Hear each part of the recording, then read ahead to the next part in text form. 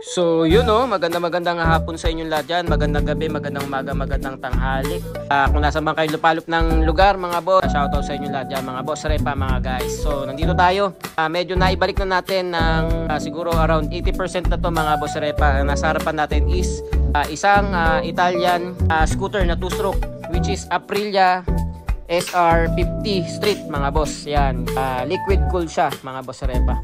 So makikita nyo na yung ginawa natin dito, overview lang, yung mga ginawa natin dito, nilinis natin yung inside and outside ng engine, yung mga fairings, tsaka ng chassis mga boss.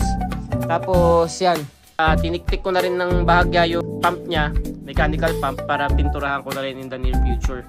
Tapos yan, makikita nyo hindi ko na natanggal yung ibang mga gasgas. So planning tayo na i-repaint at lagyan ng accent to unit na to, which is ang gagawin ko, ang nakarehistro kasi sa papers ito mga boss is yellow. Ang gagawin natin dito, ito siguro tsaka to, gagawin natin yellow.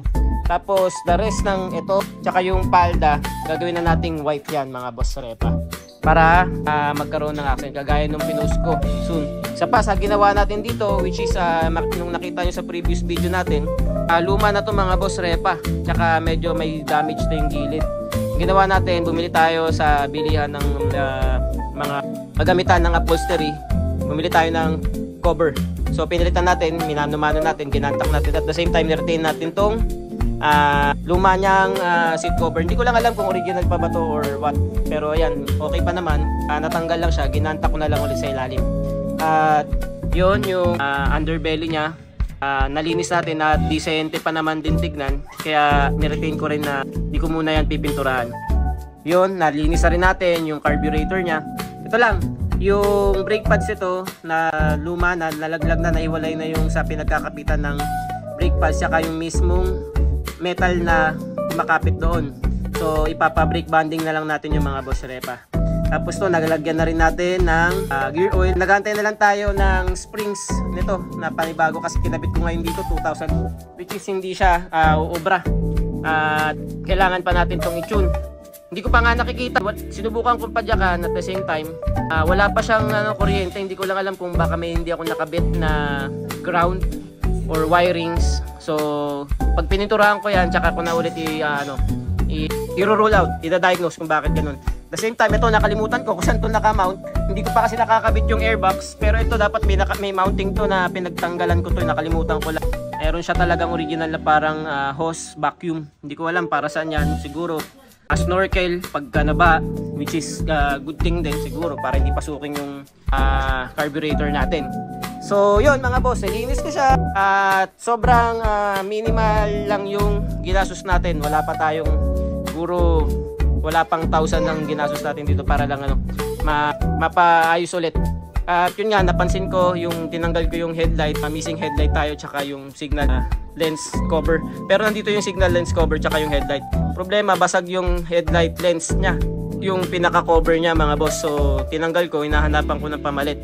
Kasi ang ginawa pala nung dati, yung previous, nilagyan ng visor ng helmet, kaya nagmukha siyang meron, pero hindi siya snug fit dito sa mismong mounting nung headlight niya. So tinanggal ko para at least mahanapan natin ng panibago. Kaso wala pa, short budget pa tayo, naka-divert pa yung mga gastusin, pera natin sa mga gastusin. So ayan, nakita ko rin yan, yan mga boss, may crack.